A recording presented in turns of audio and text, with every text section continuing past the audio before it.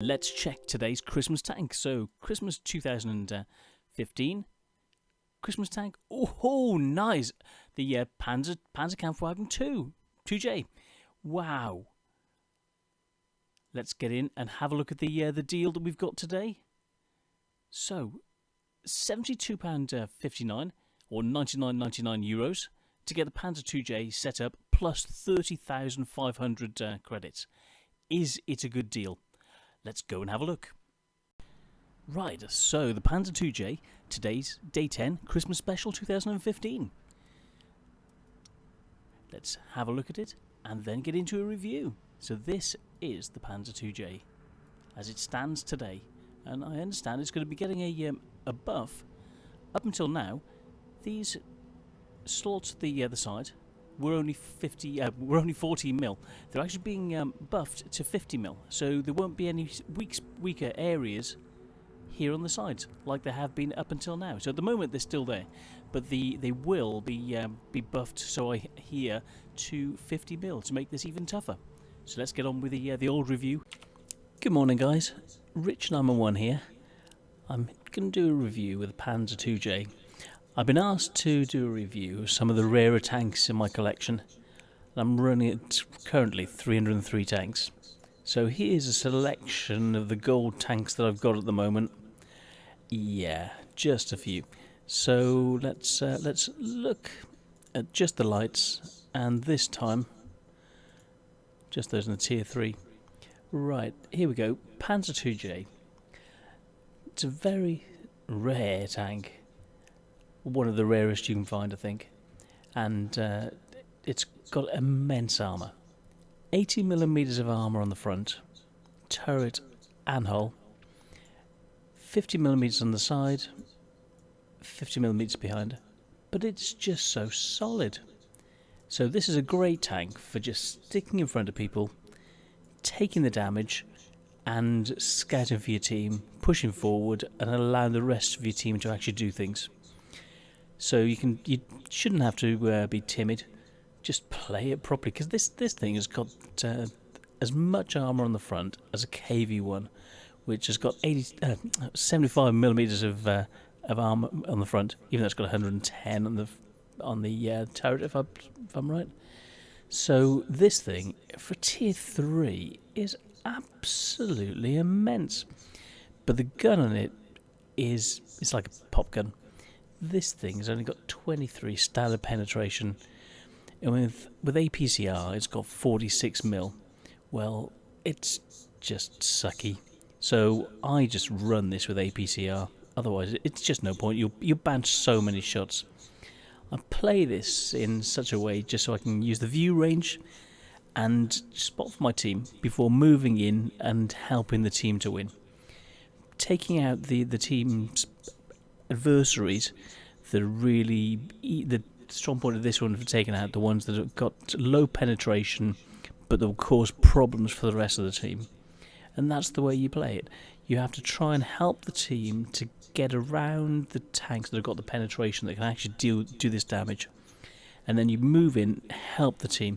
So I prefer to play this in all my tanks, actually, not just focusing on what I can do for me. I'm focusing on what I can do for my team.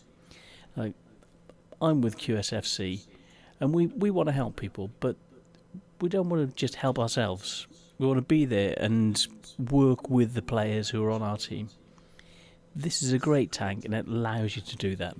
So here goes. Let's get into a game, see how the game runs, and I'll show you what this can do. So I'm going into a battle. Just start that off, and we'll have a look into the tank inspector. Here it is. Great little tank. But if you look at it, it's absolutely awesome from the front, apart from this area at the front, which got the equivalent of 25mm of armour, and the same on the turret.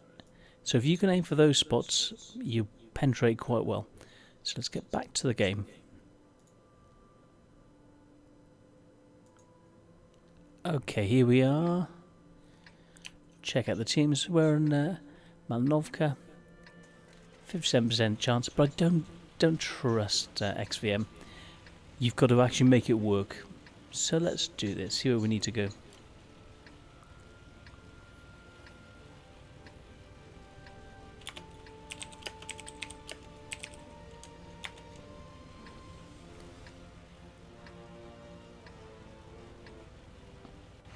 So I'm going to do some scouting initially down to G2. See what I can do to help the team out with... they're bumping into each other. Poor things. Oh. Right. See if we can spot that way.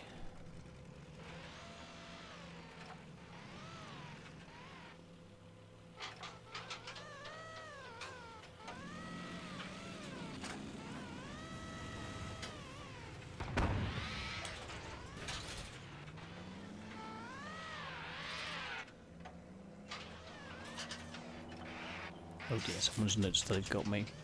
I don't want people to get overconfident just because they think they've got me on the team.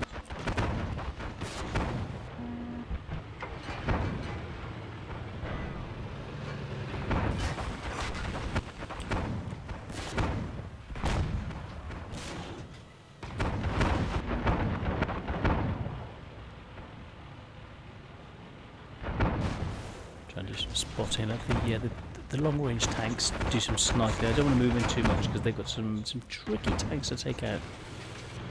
Right, we're having problems down this side. They're pushing them too fast. Good tanks up ahead. We're playing it very, very well.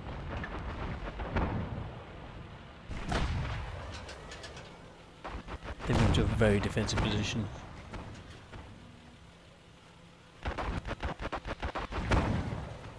Got someone hiding behind me. Well, as long as they don't fire through me to try and get to him, it should be okay. Keep watching for the team. Stay in this bush and push at the right time, because this gun is useless. But I've got quite a good field of view, so I can help the team that way. I want to rush in and help, but while we've still got the Su-76, that's going to be a right pain. That'll rip straight through my armour. So I'll help them to spot who's there. That's it. Hopefully I can get some spotting damage. It's not all about what you can do yourself. You need to help the team, even though you feel like you're not doing anything. You need to actually just show the team what they can do. Right.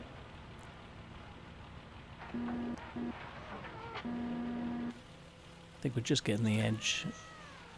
Keep spotting. Hope the rest of the team don't make some stupid mistakes.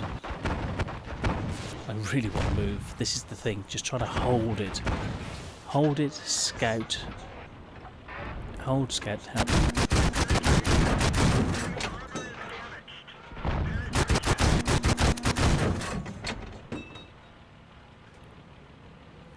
Try and take advantage then. I couldn't do a lot of damage, but I wanted to actually help. It was too good an opportunity to miss.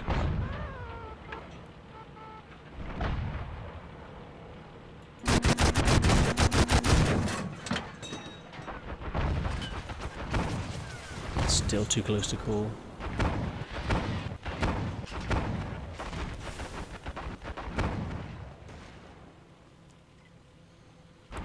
Right, time to move.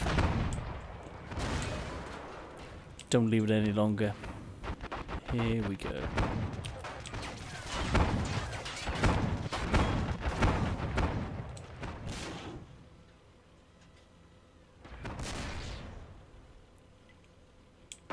The 105 ought to help move faster. The chocolate to help with everything else. Let me just try and get in around behind them. The one that's going to be a problem even for the T-18.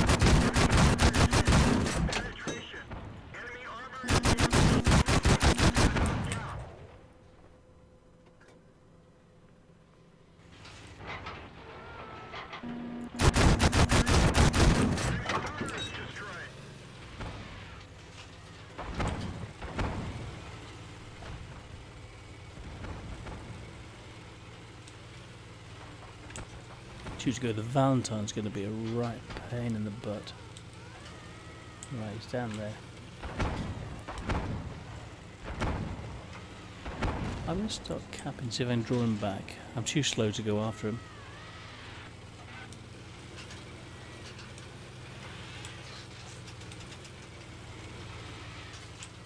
Try and get some spots on him. Not go too far forward. Use the angles. Otherwise that Valentine AT could just waste me. Draw him back, make them have to come here. The Tetrarch is a good player, 27,000 games.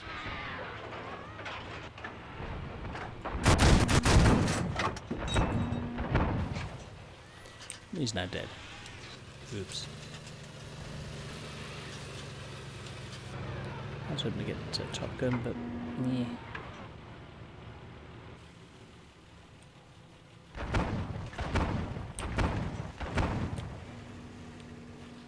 And that's it. That's how it plays. Lots and lots of bounces. Take out a few tanks. Help the team. Get the win. Let's see what the post-game stats are like. Right, what have we got?